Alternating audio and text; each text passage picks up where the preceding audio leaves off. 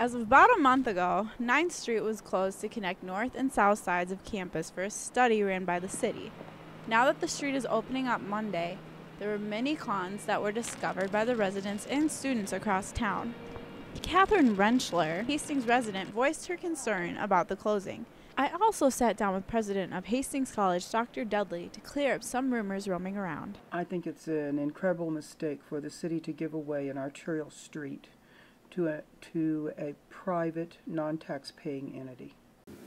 Taxpayers are not supporting this institution. We have no other than Pell Grants and Perkins loans, which are federal-based programs, and there's a really small state aid program to private colleges. So I hear that a lot, that, well, taxpayers are helping this. Not really. I mean, we generate income through private donations. And where does the city say no? So the college wants an arterial street closed for their personal gain, and they don't pay taxes. No, it's actually called a collector street. The more larger streets, by that definition, would be Elm and 12th Street and 7th Street. All right. What's going to be the next one that wants an arterial street closed for their personal gain? At what point does the city say no? The streets belong to the public.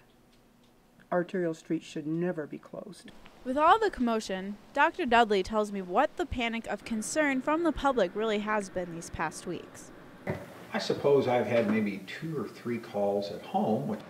Residents on campus also have a strong opinion about the street closing. Senior Kenneth Duff says why it makes living on campus more difficult having 9th Street closed.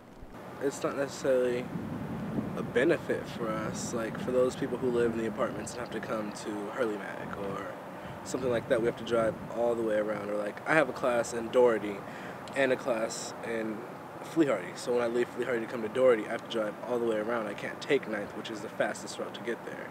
With all of the concerns stirring in rumors, Dr. Dudley thinks changing the heart of the campus is a large benefit.